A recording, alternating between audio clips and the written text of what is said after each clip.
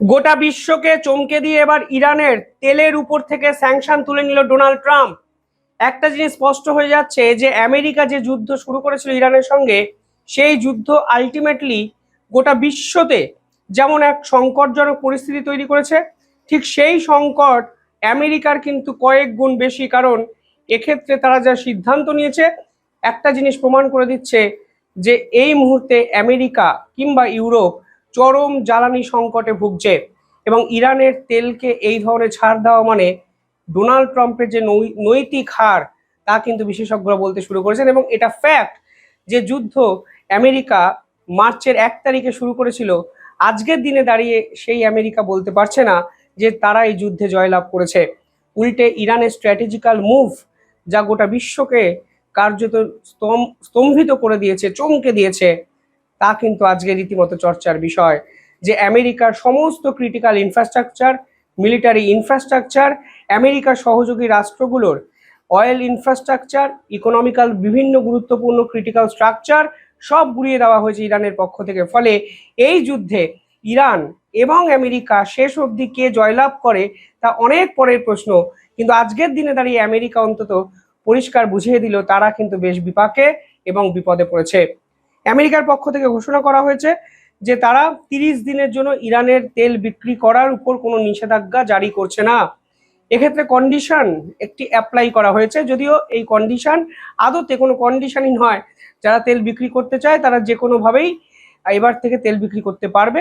তারা বলেছে যে সকল অয়েল ট্যাঙ্কার অলরেডি লোড হয়ে গেছে, যেগুলো মাঝ সমুদ্রে আছে এবং যেগুলোতে তেল ভর্তি করা হয়ে গেছে, সেগুলোই একমাত্র স্যাংশনের আওতা থেকে বাইরে বেরোতে পারবে। এবার কোন জাহাজে তেল লোড করা হয়েছে, কোন জাহাজে তেল লোড করা নেই, এটা ডোনাল্ড ট্রাম্প আর দূরবীন দিয়ে ইরানের উপর দেখবে না।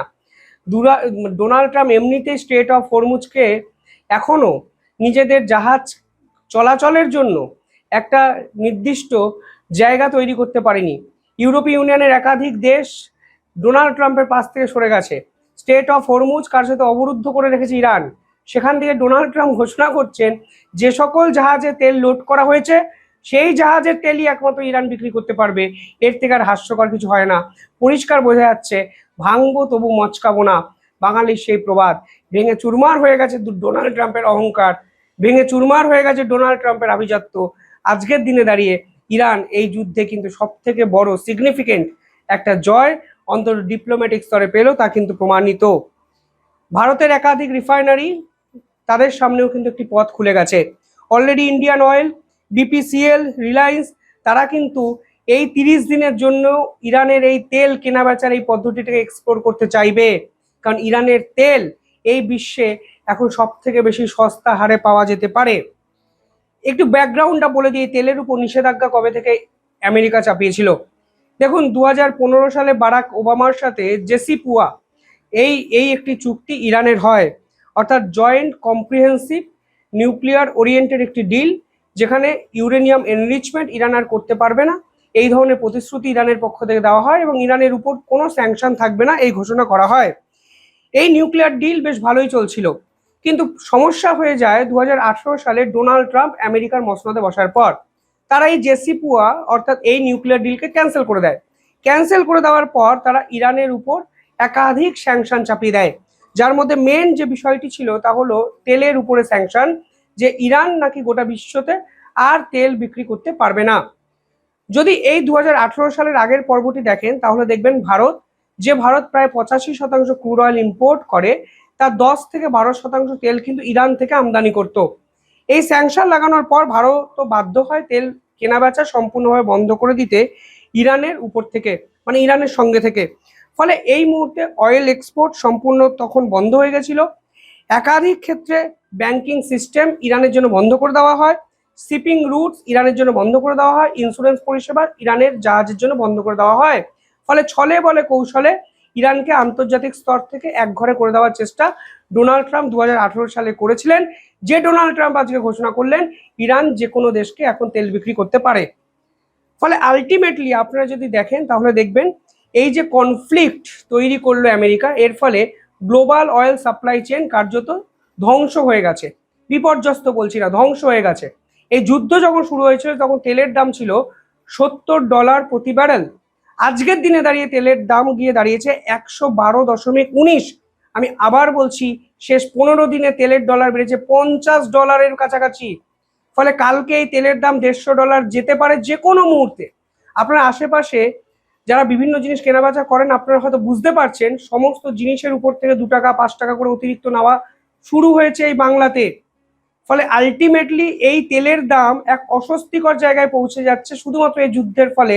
তা ডোনাল্ড ট্রাম্পও কিন্তু বুঝতে পারছেন। আমেরিকার পক্ষ থেকে বলা হয়েছে যে তেলের ক্রাইসিস যেভাবে ঊর্ধ্বমুখী, সেই তেলের ক্রাইসিসকে ব্যালেন্স করার জন্য তেল বিক্রির অনুমতি ইরানকে দেওয়া হয়েছে। এই মুহূর্তে ইরানের যে সকল জাহাজে তেল লোড করা হয়েছে তার টোটাল যে সামগ্রিক পরিমাণ তা হলো 130 থেকে 170 মিলিয়ন ব্যারেল। অর্থাৎ একটা জিনিস পরিষ্কার, ইরানের তেল যদি বাজারে আসে তাহলে এই সংকটজনক পরিস্থিতিটা কিছুটা হলেও মোকাবিলা করা সম্ভব হবে। অর্থাৎ আমেরিকা এই ডিসিশনকে বলছে ক্রাইসিস ম্যানেজমেন্ট ডিসিশন। এবার প্রশ্ন হলো, ভারত এই তেল কেন কিনতে আগ্রহী হবে? প্রথমত, ইরানের যে তেল তা কিন্তু অত্যন্ত কস্ট এফেক্টিভ। ভারত কিন্তু 85% তেল বিশ্ব বাজার থেকে আমদানি করে। ভারত নিজস্ব কিন্তু তেল খুব কমই উৎপাদন করতে পারে। ফলে কস্ট এফেক্টিভনেস একটা অত্যন্ত গুরুত্বপূর্ণ একটা বিষয়। এবং এই কস্ট এফেক্টিভনেস আপনাদের হয়তো মনে হতে পারে যে ব্যারেল প্রতি $5 হয়তো খুব কম, কিন্তু যদি সামগ্রিকভাবে ভাবেন তাহলে দেখবেন এই সংখ্যাটা বাৎসরিক 10,000 কোটি টাকার কাছাকাছি হতে পারে। আমি আপনাদের তথ্য দিচ্ছি, দেখুন এই মুহূর্তে ইরানের তেল হলো অত্যন্ত ডিসকাউন্টেড রেটে পাওয়া যেতে পারে।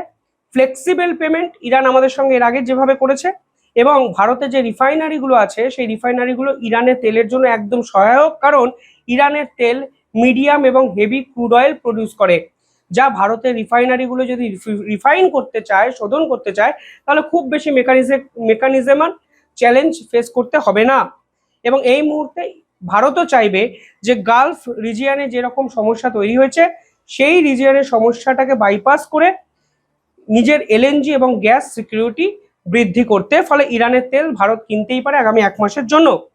এই মুহূর্তে ইরানের তেল গোটা বিশ্বতে যে রেটে তেল পাওয়া যাচ্ছে তার থেকে $3 থেকে $5, কখনো $8 ব্যারেল প্রতি সস্তা। এবার ভারত এই মুহূর্তে প্রতিদিন 5 মিলিয়ন ব্যারেল তেল আমদানি করে। ইম্পর্টেন্ট হচ্ছে, যদি আমরা এই মুহূর্তে 0.5 থেকে 1 মিলিয়ন প্রতিদিন তেল ইরানের থেকে কিনি, তাহলে আমাদের $5 কাছাকাছি প্রত্যেকটি জায়গা থেকে কিন্তু ডিসকাউন্ট আমরা পেতে পারি। ফলে সব মিলিয়ে দিনের শেষে আমরা $4 মিলিয়ন কিন্তু এখানে প্রফিটেবল একটা জায়গায় থাকতে পারি। এবং $4 মিলিয়ন মানে মাসে $120 মিলিয়ন লাভ। ফলে 1,000 কোটি টাকার কাছাকাছি একটা সাশ্রয় ভারত কিন্তু এখানে করতে পারে। যদি 1 মিলিয়ন ব্যারেলের একটু বেশি তেল আমরা আমদানি ইরানের থেকে করি, তাহলে সংখ্যাটা 2,000 থেকে 3,000 কোটি টাকা মাসিক লাভবান জায়গায় যেতে পারে, যা বাৎসরিক লাভের পরিমাণ আপনারা বুঝতে পারছেন 30 থেকে 40,000 কোটি টাকা ভারত কিন্তু বাঁচাতে পারে, যা ভারতের কাছে অত্যন্ত ভালো একটা অপরচুনিটি। এবার এই পুরো বিষয়টি আপনারা দেখুন, কিছু জিনিস হয়তো আমাদের অনেক কিছু ভাবতেও হবে যে ডোনাল্ড ট্রাম্প 30 দিনের জন্য ছাড়টা দিয়েছে, টেম্পোরারি ওয়েভার এটা। পরবর্তীকালে যদি নিষেধাজ্ঞা চাপিয়ে দেয় তখন আমরা ব্যাংকিং প্রসেসটাকে কিভাবে এগোবো, কিভাবে ইন্স্যুরেন্স এবং শিপিং প্রসেসটা যদি মাঝ গঙ্গায় বা মাঝ সমুদ্রে থেমে যায় তখন কি হবে, এই বিষয়গুলো থাকবে। কিন্তু ভারত নিঃসন্দেহে এই অপরচুনিটিটাকে গ্র্যাব করতে চাইবে, এবং বিশ্বের অন্য যত দেশ এই পুরো পরিস্থিতি থেকে লাভবান হতে পারে তার থেকে সব থেকে বেশি লাভ কিন্তু ভারতের হবে। কারণ দেখুন, রাশিয়ার ক্রুড অয়েল প্রয়োজন নেই, চীন অলরেডি ইরানের ক্রেতা, কিন্তু ভারত তো ইরানের ক্রেতা নয়। ভারত যদি এই অপরচুনিটিটাকে গ্র্যাব করে তাহলে ভারত কিন্তু ইকোনমিক্যালি হিউজ একটা বেনিফিট একটা নিতে পারে, লাভবান একটা জায়গায় যেতে পারে এই 1 মাসের মধ্যে। অর্থাৎ সব মিলিয়ে ডোনাল্ড ট্রাম্পের সর্বনাশ, ভারতের পৌষ মাস, এই সিদ্ধান্তে তা কিন্তু স্পষ্ট হয়ে যাচ্ছে। কিভাবে দেখছেন আপনারা পুরো বিষয়টি কমেন্টে জানাবেন। দেখতে থাকুন দ্য ইন্ডিপেন্ডেন্ট বেঙ্গল। ধন্যবাদ।